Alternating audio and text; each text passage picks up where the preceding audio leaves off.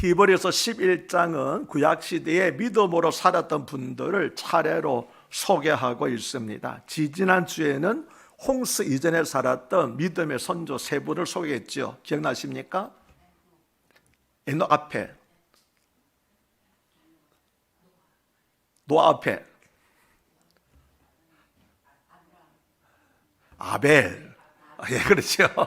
아벨, 그 다음에 에녹, 노아 세 사람을 살펴보았습니다. 지난주에는 이스라엘의 족장 네 분을 살펴보았죠. 누굽니까?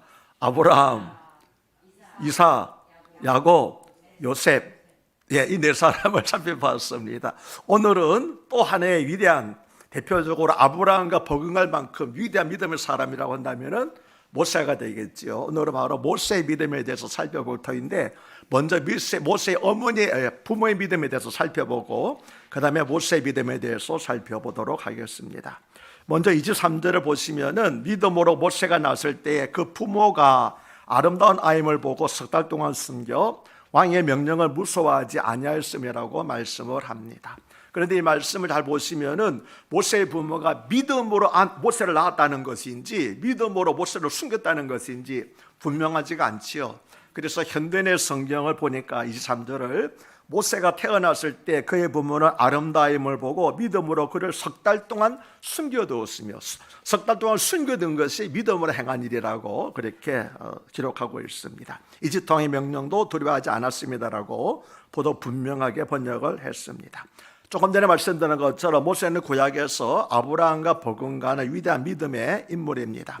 그는 이스라엘 민족의 건국의 아버지고 율법의 전수자요, 출애굽의 위대한 역사를 창조하고 수많은 능력의 역사를 행한 지도자였습니다. 무엇보다도 그는 하나님과 대면하여서 알던 자로서 하나님의 온 집에 충성된 하나님의 종이었습니다. 그런데 역사상 위대한 인물들이 대개 불안 환경이나 비극적인 상황 가운데에서 태어나는 경우가 많았죠. 예수님도 그러했고, 그런데 모세도 역시 그러한 암울한 시기에 태어났습니다. 출애굽기 1장은 모세의 탄생 배경을 말해주고 있습니다. 주전 1900년경에 야곱의 가족 70명이 요셉의 애굽에 총누려 있을 때 흉년을 피하여서 애굽으로 이민을 가게 되었는데, 여기에는 애굽에서 큰 민족을 이루려고 하시는 하나님의 위대한 섭리가 크신 뜻이 담겨져 있었죠. 이스라엘 자손으로 하나님의 뜻을 따라서, 또 하나님 주시는 복에 따라서 번성하기 시작을 했습니다. 처음에 그들의 애굽에 올 때는 70명에 불과했지만 생육이 중도하고 번식하고 장성하고 심히 강다하여서 온 땅에 가득하게 되었습니다. 그래서 출애굽 당시에 보니까 장정들만, 군대에 나가 싸울 만한 사람들만, 남자들만 60만 명이라고 하니까 딸내 식구들까지 합하면은 적어도 200만에서 300명 정도 되는 아주 큰 인구가 되었을 것입니다. 그런데 이 사람들이 400년 만에 또는 430년 만에 출애굽했다고 되잖아요. 여러분 생각하실 때 뭐 430년 만이면은 70명이 뭐 될 수 있겠죠. 그러는데 그렇지 않습니다. 왜냐하면은 이 이스라엘 백성들이 이 가나안 땅, 약속의 땅 가나안 땅 들어갈 때 보니까 그 사람들은 여전히 그 숫자 그대로 있었어요. 400년이 지났지만 숫자가 늘지 않고 여전히 그대로 있었습니다. 왜 그랬을까요? 맨날 싸움이라고 죽이고 하다 보니까 이제 늘어날 리가 없는 거죠. 그런데 하나님께서는 고센이라고 하는 애굽의 고센 땅이라고 하는 곳에 잘 보호해 주셔서 마치 자궁 속에서 어린아이가 잘 자라듯이 하나님께서 아무런 외침을 받지 아니하고 이스라엘 백성들이 번성할 수 있도록 그렇게 복을 주셔서 400년이라는 시간 동안에 무려 몇 배입니까? 그래서 70명이 300만 명으로 늘어나는 놀라운 일을 이루게 되었습니다. 이것은 생육하고 번성하라고 하신 하나님의 축복이라고밖에 말할 수가 없는 것입니다.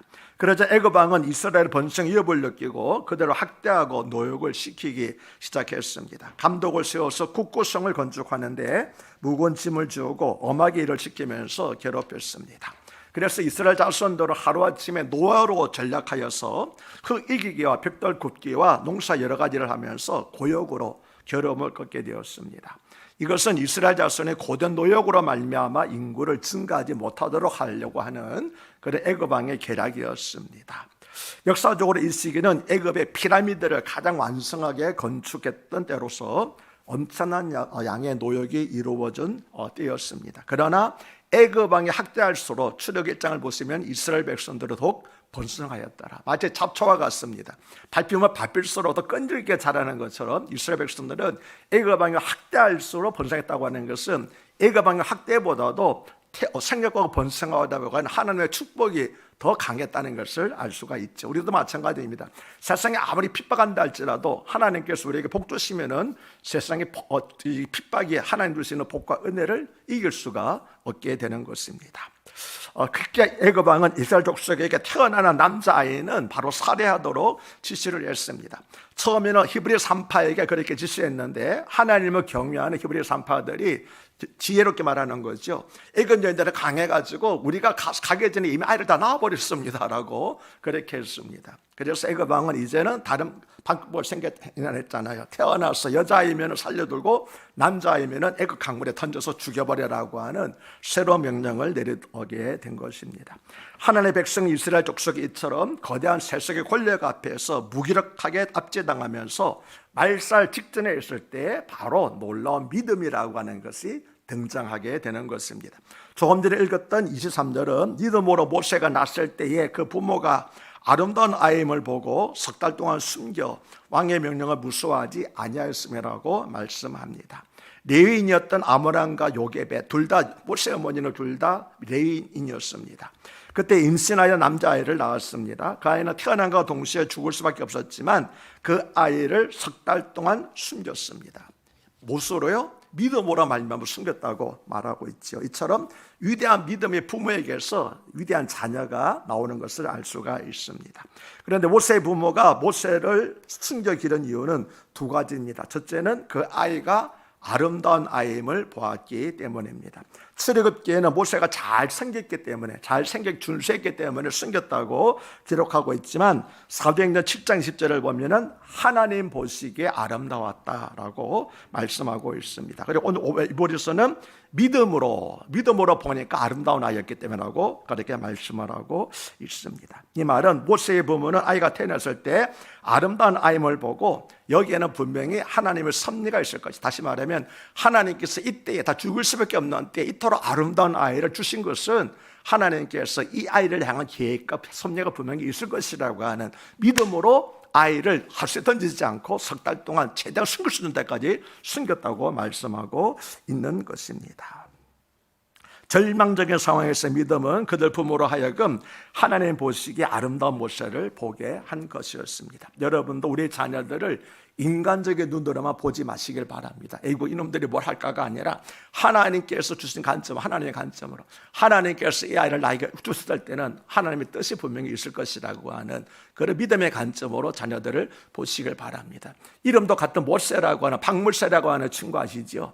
다니엘 기도에 따라서 간증을 했던데 박물사라고 하는 친구, 내가 거의 이렇게 없어가지고 거의 이렇게 말도 못하는 그런 친구였는데 형제였는데 그 어머니가 지구정성화를 길러가지고 요즘 모세가 세계 곳곳 다니면서 찬양도 하고 간증도 하지 않습니까? 들어보지 않습니까? 박모세라고 하는 그런 친구입니다. 정말 사람들이 다 친구들이 다 버리라고 그랬습니다. 이 아이는 말도 못하고 정박하니까 이거 쓸데없는 아이라고 그랬겠지만 어머니가 아이를 보니까 너무 이뻤던 모양이에요. 하나님께서 마음에 감동을 주셨겠지요. 모세의 부모에게도 그런 감동을 주셨던 것 같습니다. 어쨌든 이 아이를 길러야 되겠다. 그래서 하나님께서 주시는 관점으로 자녀들을 바라볼 때 세상과 인간이 보는 관점이 아니라 하나님 주시는 관점으로 보시길 바랍니다. 저는 생각하기를 우리 부모가 저를 낳았을 때에 인간적인 관점으로 보았으면 얼마나 기가 막혔을까. 다리가 비틀어지고 막 엉망진창으로 태어났거든요. 제대로 걷지도 못하고. 그러니까 얼마나 참 비참했을까. 다행히 어머니가 부모님 우리를 저를 버리지 아니하시고 끝까지 잘 길러주셔서 오늘 이렇게 그래서 중요한 것은 우리가 우리 자녀들을 바라볼 때도 하나님이 주신 믿음의 관점으로 바라보시고 끝까지 포기하지 마시기를 바랍니다. 여러분이 할 수 있는 데까지 뒷바라지 하시고 뒷바라지 할 수 없으면 하나님께 기도하여서라도 하나님께서 잘 책임져 주시도록 기도하시길 바랍니다. 모세 부모가 그랬잖아요. 할 수 있는 데까지 하고 하지 못할 때는 뭡니까? 갈대를 떨어버리면서 하나님께 맡깁니다 하는 것이 우리들의 믿음인 것입니다. 둘째는 왕의 명령을 무서워하지 않았기 때문이라고 말씀하고 있습니다. 왕의 명령은 절대적인 것이기 때문에 대부분의 사람들은 눈물을 삼키면서 아이를 나일강에 버릴 수밖에 없었습니다. 그러나 모세의 부모는 달랐습니다. 그들은 믿음으로 내면의 두려움을 극복하고 왕의 명령을 무서워하지 않았습니다. 어떻게 이런 용기를 가질 수 있었을까요? 그들은 애굽의 왕보다도 하나님을 더 두려워했기 때문입니다. 세상의 권력자보다도 온 세상을 통치하고 계시는 하나님을 더 두려워했기 때문입니다. 그 믿음으로 그들은 어린 아들의 생명을 보호할 수가 있었던 것입니다. 예수님께서는 마태복음 10장 28절에서 몸은 죽여도 영혼은 능히 죽이지 못하는 자들을 두려워하지 말고 오직 몸과 영혼을 능히 치우게 멸하는 자를 두려워하라고 말씀을 하셨습니다. 그러면은 몸은 죽이는 자는 누굽니까? 세상 권력자잖아요. 몸과 영혼을 능히 멸하시는 분은 우리 하나님이십니다. 그래서 정말 두려워할 분은 하나님이라고 하는 것이지요. 우리가 이처럼 진정으로 하나님을 두려워할 때 세상에 다른 어느 누구 어떤 권력자를 할지라도 두려워하지 않을 수 있습니다. 그래서 이 믿음을 가졌던 다윗은 아들 압살롬의 반역을 피해 도망가면서도 시편 27편이 압살롬 반역을 피해서 도망갈 때 쓴 시거든요. 1절 보면 이렇게 말합니다. 여호와는 나의 빛이요 나의 구원이시니 내가 누구를 두려워하리요. 여호와는 내 생명의 능력이시니 내가 누구를 무서워하리요. 지금 어떤 상황입니까? 아들의 반역을 피해서 맨발로 예루살렘 언덕을 이렇게 넘어가서 도망가는 상황입니다. 그 상황에도 뭐라고 그럽니까? 내가 누구를 무서워하려? 내가 누구를 두려워? 하나님 나를 지켜주시는데 라고 하는 그런 고백이 우리들의 고백이 되기를 바랍니다. 모세 어머니 요게벳은 더 이상 모세를 숨기지 못하게 되었을 때에 모세의 목숨을 지키기 위해서 모세를 역청과 나무지를 발라서 물이 스며들지 못하게 한 갈대 상자에 넣어서 나일강에 갈대 사이에 숨겨두었습니다. 아마 요긴주도하게 그게 누구죠? 애굽 왕이 공주가 목욕하러 오는 것도 다 알고 있었던 것 그렇게 같습니다. 그런데 모세를 넣는 상자가 우리는 그냥 상자라고 되어 있잖아요. 히브리어를 보면 원어를 보게 되면 테베라고 하는 단어로 되어 있습니다. 상자를 가리킬 때 테베라고 되어 있는데 이 테베라는 단어가 어디에 쓰는지 아십니까? 노아의 방주를 할 때 가리킬 때 방주를 테베라고 그랬습니다. 이거는 보통 상자라고 쓴 말이 아닙니다. 그래서 이 말은 고대 히브리어이기 때문에 오늘날 그런 말이 없습니다. 그래서 일반 상자가 아니라 어떤 특별한 상자를 가리킬 때 사용했던 그 단어가 테베라고 하는 단어인데 이 갈대 상자 그리고 방주가 똑같은 테베라고 되어 있습니다. 무엇일까요? 하나님께서 보호하시는 도구라는 그런 의미를 테베라는 단어가 담고 있는 것입니다. 그래서 이 말은 단순한 문자적인 의미 외에 상대적 의미를 내포하고 있는데 그것은 죄악과 죽음이 넘실대는 위기에서 당신의 백성을 온전히 보존하시는 하나님의 은혜의 초소라고 하는 그런 의미를 담고 있는 것입니다. 그렇기 때문에 결국 이 상자는 자신의 몸을 바쳐서 인류를 구원하신 우리 주님 예수 그리스도의 품을 예표하는 그런 도구, 예표적 도구였던 것입니다. 따라서 모세 어머니 요게벳은 이 테베에 넣어서 보냈다고 하는 것은 모든 것을 하나님께 보호하시는 하나님께 맡기고 했던 믿음의 행위라는 것을 알 수가 있습니다. 그 후에 이런 여러분이 잘 알고 계시므로 더 설명하지 않겠습니다. 모세는 자기의 유모가 된 어머니의 손에 키워져서 자란 후에 애굽 공주의 아들이 되었습니다. 이처럼 부모 특히 어머니의 믿음 때문에 모세의 생명은 구원을 받았습니다. 우리는 본문 23절을 통해서 모세와 같은 위대한 믿음의 사람이 탄생하려면 믿음으로 역사적 환경을 만들어가는 모세의 부모와 같은 사람이 반드시 필요하다는 사실을 깨달을 수가 있습니다. 그래서 여러분의 자녀가 위대한 사람이 되기를 원하면 여러분도 위대한 믿음의 어머니, 아버지가 되시기를 주 이름으로 축복합니다. 이제 모세의 부모의 믿음에 이어서 모세 자신의 믿음에 대해서 살펴보겠습니다. 24절과 25절은 믿음으로 모세는 장성하여 바로의 공주의 아들이라 취함받기를 거절하고 도리어 하나님의 백성과 함께 고난받기를 잠시 죄악의 낙을 누리는 것보다 더 좋아하라고 말씀을 합니다. 이 두 구절도 현대인의 성경은 성장한 모세는 믿음으로 이집트 공주의 아들이 되는 것을 거절했습니다. 그는 일시적인 죄의 쾌락을 누리는 것보다는 하나님의 백성과 함께 고통당하는 길을 택한 것입니다라고 보다 이해하기 쉽게 번역을 했습니다. 사도행전 27장 22절에 보면은 모세가 애굽 사람의 학수를 다 배워서 그 말과 행사가 능하더라라고 말씀을 합니다. 모세는 노예로 태어났지만 바로의 공주의 아들이 되어서 궁중 교육을 받으면서 자랐습니다. 공주의 아들로서 누릴 수 있는 모든 특권과 영광을 누렸습니다. 이 궁중 교육은 지도자로서의 인간적 기초가 되었습니다. 지도자가 되기 위해서는 이처럼 반드시 먼저 인간이 되고 인문적인 학식을 갖춰야 되는 것입니다. 우리가 책을 읽고 운동을 하면서 육체와 마음을 끊임없이 달려야 될 이유가 바로 여기 있습니다. 하나님의 사람이 되기 전에 인간적으로도 우리가 단단한 사람이 되어야 된다는 것이죠. 그러나 궁중교육만으로는 하나님께서 쓰실 만한 영적 지도자가 될 수 없습니다. 그래서 그 후에 잘 아시는 것처럼 광야 훈련이 되게 되는 거죠. 그래서 모세의 삶은 크게 세 부분으로 나뉘잖아요. 40년이라는 것을 해가지고 세 단계로 나누고죠. 40세까지는 애굽 공주의 아들이라고 하는 궁중생활, 그 다음에 나머지 40은 미디안의 양치기로서 목동생활 하는 거고, 나머지 40년이 이제 80세에서 120세까지가 이스라엘 지도자로서 삶. 그래서 크게 세 부분으로 나눠주고 있습니다. 그래서 궁중교육 후에는 하나님께서는 그에게 광야 훈련을 시켰습니다. 이것은 교만과 인간적인 야심과 혈기와 욕심이 다 깨어지고 순수하고 겸손하고 온유하고 온전하게 하나님의 영광만을 드러낼 수 있는 믿음의 사람으로 만들어 가시기 위한 과정이었습니다. 그럼 모세의 믿음은 어떤 것이었습니까? 읽어 말씀이 하면은 모세의 믿음은 첫 번째로 거절하는 믿음이었습니다. 무엇을 거절했습니까? 바로의 공주의 아들이라 칭함받기를 거절했습니다.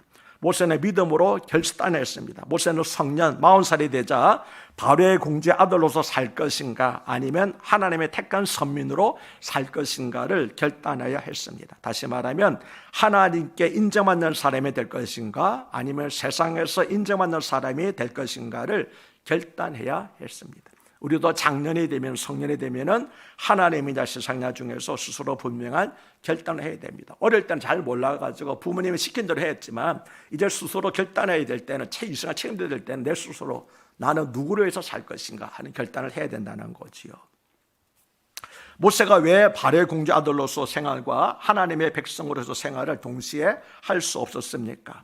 마태복음 6장 24절에서 예수님께서 하신 말씀, 즉 한 사람이 두 주인을 섬기지 못할 것이니 혹 이를 미워하며 저를 사랑하거나 혹 이를 중히 여기며 저를 경히 여김이라. 너희가 하나님과 재물을 겸하여 섬기지 못하니라는 말씀이 그 답이 되겠습니다. 두 생활은 본질적으로 전혀 다르다는 것입니다. 바로의 공주의 아들로서 생활은 본질적으로 세상에 속하여서 세상을 사랑하고 세상 영광을 구하는 생활입니다. 이런 삶은 겉보기에는 멋있고 화려한 것 같지만 결국 죄의 열매를 맺게 됩니다. 죄의 쾌락은 잠시뿐이고 그 후에는 허무와 엄청난 고통이 따르게 되지요. 그러나 하나님의 백성으로서 생활은 본질적으로 하나님께 속하여 하나님을 사랑하고 하나님의 영광을 구하는 생활입니다. 도움이 필요한 사람들을 섬기고 주님과 복음을 위해서 헌신하고 자기를 부인하고 자기 십자가를 지고 고난받는 생활입니다. 이러한 삶은 인기가 없지만 그 결과는 거룩한 열매를 맺게 되고 영원한 영광을 얻게 되는 것입니다. 모세는 그들 생활의 본질을, 두 생활의 본질을 잘 알고 있었기 때문에 타협하지 않고 믿음으로 바로의 공주의 아들 칭함을, 다시 말하면 세상의 부귀영화를 거절할 수가 있었던 것입니다. 그러면 모세는 어떻게 이런 결단할 수 있었습니까? 25절과 26절은 도리어 하나님의 백성과 함께 고난받기를 잠시 죄악의 낙을 누리는 것보다 더 좋아하고 그리스도를 위하여 받는 수모를 애굽의 모든 보화보다 더 큰 재물로 여겼으니 이는 상 주심을 바라봄이라고 그 이유를 말씀하고 있습니다. 다시 말하면 무엇을 더 좋아했습니까? 하나님의 백성과 함께 고난받는 것을 죄악의 세상에서 죄악을 즐기는 것보다 더 좋아했다. 다시 말하면 그의 가치관이 달랐다는 거죠. 두 번째는 뭡니까? 상 주시는 하나님을 바라보았기 때문이라고 말하고 있습니다. 첫째로 모세가 그런 결단을 내릴 수 있는 비결은 그의 영적 가치관 때문이었습니다. 모세는 하나님의 백성과 함께 고난받는 것을 잠시 죄악의 낙을 누리는 것보다 더 좋아했다고 하였습니다. 여러분, 세상의 잔재미 때문에 믿음의 결단을 하지 못하고 하나님과 세상 사이에서 치고도 머뭇거리고 있는 사람들이 얼마나 많이 있습니까? 그러나 모세는 세상의 잔재미 때문에 한 번뿐인 고귀한 인생을 허회하지 않기로 결심을 하였습니다. 우리가 모세의 가치가 알 수 있는 한 가지 다른 구절이 있는데 시편 90편에 모세가 쓴 시편이잖아요. 90편 10절에서 모세 이렇게 말했습니다. 우리의 연수가 70이요 강건하며 80일지라도 그 연수의 자랑은 수고와 슬픔뿐이요 신속히 가니 우리가 날아가나이다. 다시 말하면 세상의 부귀영화는 뭡니까? 잠시 잠깐 사라지는 것 뿐이라고 없어질 뿐인 거지요. 내가 그런 험한 인생에다가 내 인생을 걸겠는가? 난 그렇지 않겠다고 하는 것이죠.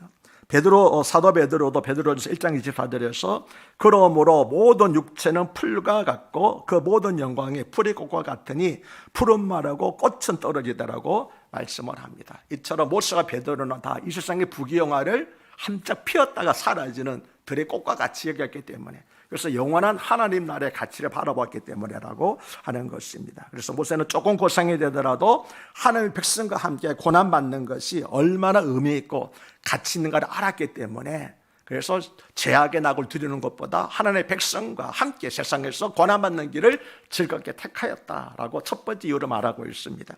두 번째, 모세가 그런 결단을 낼 수 있던 비결은 상 주시는 하나님을 바라보았기 때문입니다. 우리가 앞에서 살펴보았던 히브리서 11장 6절은 믿음이 없이는 하나님을 기쁘시게 하지 못하나니 하나님께 나아가는 자는 반드시 그가 계신 것과 또한 그가를 찾는 자들에게 어떤 분이면요 상 주시는 이심을 믿어야 할지니라고 말하고 있는데, 모세는 바로 상 주시는 하나님을 믿었다고 하는 것이죠. 모세가 그리스도를 위해 받는 수모를 애굽의 모든 보화보다도 더 큰 재물로 여긴 것은 하나님이 주시는 영원한 상급, 하늘의 상급을 바라보았기 때문입니다. 우리가 잘 아는 베드로 디모데후서 그렇게 말했잖아요. 내가 달려갈 길을 다 마쳤다. 그래서 이제후로는 나를 위해서 영광의 예비가 면류관이 예비되어 있는데 그날에 주님께서 나를 위해서 주실 것이다라고 하는 상 주심 바라보고 그가 믿음의 길을 달려갔다고 고백하였습니다. 이스라엘의 전 애굽의 노예로 있을 때, 그때는 예수님께서 오시기 1500년 전이었습니다. 예수님께서 아직 태어나지 않으실 뿐만 아니라 언제 누가 어떻게 구원할지 알지 못하던 때였습니다. 그러나 오늘 본문은 모세가 예수 그리스도를 위해서 고난을 받은 것이라고 말씀하고 있습니다. 그것은 그가 이미 예수를 알지 못했지만 그 믿음이 예수 그리스도에 대한 믿음이었다는 것을 우리에게 가르치고 있습니다. 하나님의 백성을 위해 받는 고난을 예수 그리스도를 위한 고난이라고 한 것은 신약 성경에서 사실 사도 바울이 즐겨 쓰던 표현이었습니다.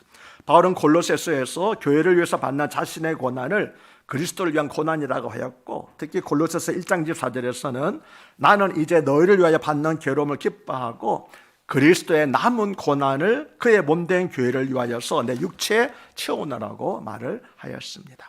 그런데 히브리서 저자는 바로 이 모세의 고난을 그리스도를 위하여 받는 수모 고난이라고 말하였습니다. 모세는 애굽에서 노예되었던 이스라엘 백성을 출애굽시키고 약속의 땅 가나안으로 인도하기까지 잘 아시는 것처럼 실로 많은 고난을 겪었습니다. 그러나 그는 그 고난을 단순한 고난으로 여기지 않았습니다. 그는 이 고난을 그리스도를 위한 고난으로 받아들였다고 하는 것입니다. 모세는 시대적으로 훨씬 앞섰지만 장차 인류를 구원하실 예수 그리스도를 바라봄으로써 그 예수 그리스도의 고난에 동참했다는 것입니다. 그리고 이것을 애굽의 모든 부하보다 더 큰 재물로 여겼습니다. 상 주시는 하나님을 바라보았기 때문입니다. 이처럼 모세는 고난 후에 주어질 영광을 생각했습니다. 모세는 일시적으로 고난과 아픔과 손해가 있었지만 후에는 모든 사람이 흠모하는 위대한 하나님의 사람이 되었습니다. 모세는 발의 공주에게 입양되어서 궁중에 살면서 애굽 백수를 다 배웠습니다. 모세가 장성하였던 때에, 즉 40살이 되었을 때에 모세는 자기 동족인 히브리 사람들이 노예라는 현장에서 애굽 사람이 히브리 사람을 치는 것을 보았습니다. 모세는 동족을 치는 애굽 사람을 쳐서 죽이고 모래 속에 감추었습니다. 모세가 애굽 사람을 쳐 죽인 이유는 혈기 때문이 아닙니다. 그는 비록 애굽 공주의 아들로 자랐지만 자기가 히브리인이라는 정체성을 잃지 않았기 때문입니다. 그래서 하나님의 백성과 함께 고난받는 길을 그는 즐겨 택한 것이었습니다. 모세가 애굽 사람을 죽인 것은 이처럼 애굽 왕실의 모든 특권을 버리고 히브리인과 같이 되기를 자청하는 것이었습니다. 그래서 히브리에서 이것에 대해서 모세가 하나님의 백성과 함께 권한받기를 더 좋아했다라고 설명한 것입니다. 모세가 그렇게 한 이유는 단순히 자신의 종족 때문이 아니라 그들이 하나님의 백성이었기 때문에, 그래서 하나님의 백성과 함께 권한받는, 자기 백성이 아니라고 그러죠. 하나님의 백성과 함께 권한받는 것을 더 즐거워했다라고 성경을 그렇게 엄격하게 분명하게 말하고 있습니다. 비록 히브리인이 애굽의 노예이지만 하나님께서 그들의 조상에게 하신 언약을 그는 믿고 있었습니다.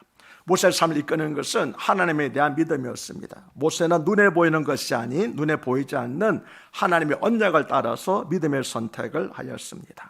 만일 모세가 자신에게 유일한 입장을 선택하였다면 그는 당대 최고 강대국 왕실의 특권을 누리면서 살았을 것입니다.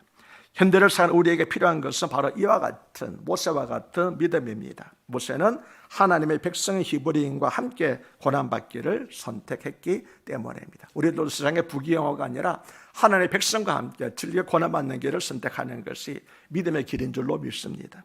이러한 설명은 아직 예수님 오시기 전이지만 여러 가지 방법과 모양으로 하나님의 백성을 위한 대속적 죽음이 계시되고 있었음을 우리에게 교훈하고 있습니다. 바로 이 다음에 이어지는 유월절 어린 양의 피가 바로 예수 그리스도의 대속적 죽음을 그들에게 알려주는 것이었습니다. 27절과 28절은 믿음으로 애굽을 떠나 왕의 노함을 무서워하지 아니하고 곧 보이지 아니하는 자를 보는 것 같이 하여 참았으며 믿음으로 유월절과 피 뿌리는 예식을 정하였으니 이는 장자를 멸하는 자로 그들을 건드리지 않게 하려 한 것임이라고 말씀을 합니다. 현대의 성의 두 구조를 믿음으로 모세는 왕의 분노를 두려워하지 않고 이집트를 떠났습니다. 그는 보이지 않는 하늘을 보는 것 같이 꾸준히 견디어 나갔던 것입니다. 믿음으로 모세는 유월절과 피 뿌리는 의식을 행하여 맏아들을 죽이는 천사가 이스라엘 백성의 장자들을 건드리지 못하게 했습니다라고 번역하였습니다. 모세가 미디안에 도망가 있는 동안 바로의 압제는 극에 달했습니다. 그때 이스라엘 단식과 부르짖는 소리가 하나님께 상달되었다고 출애굽기 2장 24절에 기록하고 있습니다. 하나님께서 그 이스라엘 소리를 듣고 계셨고 그들을 위해서 광야에 있던 모세를 불러내셔서 그들의 구원자로 인도자로 세우셨습니다. 하나님께서는 모세를 불붙는 떨기나무로 부르셔서 말씀하실 때 나는 너의 조상의 하나님이니 아브라함의 하나님, 이삭의 하나님, 야곱의 하나님이라고 자신을 계시하셨습니다. 이것이 무슨 뜻입니까? 나는 아브라함의 하나님이요, 이삭의 하나님이요, 야곱의 하나님이다. 이것은 바로 너희 조상들과 약속한 언약의 하나님이라는 것을 보여준 것이었습니다. 하나님께 다른 말씀 안 하시고 이 말씀하신 것은 모세가 하나님은 우리 조상들과 언약하신 그 하나님이라는 것을 모세가 알아들었기 때문에 하나님께서는 그 사실을 말씀하신 것입니다. 우리는 하나님께서 모세가 이 말씀을 통해서 모세의 믿음은 바로 이 아브라함의 언약을 믿는 그런 믿음이었음을 알 수가 있습니다. 하나님께서는 창세기 15장에서 아브라함에 말씀하시기를 너의 자손이 이방에서 나가네가 되어 400년 동안 거기서도 섬기다가 그곳에서 나에게 이끌려 나올 것이라고 약속을 하셨습니다. 모세는 그 아브라함에게 하나님께 하셨던 약속을 400년이 지났지만 알고 있었던 것 같습니다. 그들이 비록 절망스러운 상황이 있었지만 모세는 하나님께서 언약하신 대로 반드시 그들을 인도하실 것을 믿었다는 것입니다. 그러나 하나님의 명령에 따라서 모세가 바로에게 나아갔지만 바로는 이스라엘 백성들을 순순히 보내지 않았지요. 그 과정에서 10번의 재앙 끝에 애굽의 모든 장자가 죽는 재앙이 내려졌습니다. 그러나 이스라엘 자손에게는 그 재앙을 피할 수 있는 길이 주어졌지요. 각 집마다 어린 양을 잡아먹고 그 피를 문설주와 인방에 바르면 하나님께서 그 피를 보고 심판을 내리지 않고 뛰어 넘어가겠다고 말씀을 하셨습니다. 이것이 유월절의 유래 아닙니까? 이스라엘 자손들은 왜 양의 피를 바르면 심판에 넘어가는지 정확히 알지 못했을 것입니다. 그러나 모세는 믿음으로 이 예식을 정했다고 합니다. 무슨 말씀입니까? 모세는 정확하게 이 의미를 알고 있었다는 거죠. 다시 말하면 장차 어린 양으로 오실 하나님 어린 양으로 오실 예수들을 말미암아 이 세상에서 사망의 권세가 사라지게 될 것을 알고 있었다는 것입니다. 하나님 율장이신 예수 그리스도께서 인류의 모든 죄를 대속하여 십자가에서 죽으실 애표에 대한 것이 바로 이 어린 양 사건이라는 것을 모세는 믿음으로 알았기 때문에 그래서 28절은 믿음으로 유월절과 피 뿌리는 예식을 정하였다라고 말한 것이었습니다. 신약 성경을 보면은 예수님께서 산 위에서 그 몸의 영광 가운데서 변화하신 사건이 기록되어 있습니다. 변화하신 사건이지요. 그런데 모세와 엘리야가 함께 그 자리에 나타나서 예수님과 대화를 나누었는데 어떤 대화를 나누는지 아십니까? 마태복음과 마가복음은 없습니다. 그냥 누가복음 보면은 엘리야와 모세가 나타나서 예수님과 말씀하셨는데 예루살렘에 올라가서 별세하실 것을 말씀하셨다고 되어 있습니다. 별세자는 무슨 뜻입니까? 돌아가시다는 뜻이잖아요. 그런데 별세하셨다는 말씀에 되어 있는 이 말이 헬라어 원어 성경을 보면은 엑소더스라고 되어 있습니다. 엑소더스가 뭡니까? 출애굽입니다. 탈출이라는 뜻이에요. 그러니까 출애굽을 가리키는 거예요. 다시 말하면 모세와 엘리야가 나타나서 예수님이 무슨 말씀을 하셨다고요? 엑소더스, 출애굽할 걸 마쳤다는 거예요. 이미 출애굽은 이루어졌잖아요. 그런데 왜 출애굽을 합니까? 예수님으로 말미암아 진정한 새로운 출애굽이 예루살렘에서 이루어질 것을 모세와 엘리야가 증언했다는 겁니다. 모세는 뭡니까? 율법의 대표잖아요. 엘리야는 뭡니까? 선지의 대표잖아요. 율법과 선지자가 증거하는 것이 뭡니까?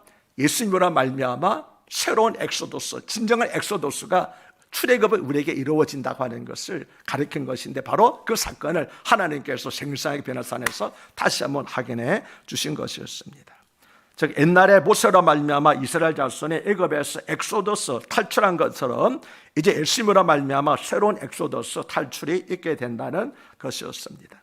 그것은 바로 죄악의 세력으로부터, 죄의 심판으로부터, 죽음에서 병에서 사탄으로부터, 그리고 유격의 굴레에서로부터의 탈출을 의미합니다. 즉 예수 그리스도의 십자가 죽음과 부활로 말미암아 모든 믿는 사람들에게 임할 새로운 엑소더스에 대해서 예수님께서 모세와 및 엘리야와 더불어서 함께 대화를 나누셨다고 하는 것입니다.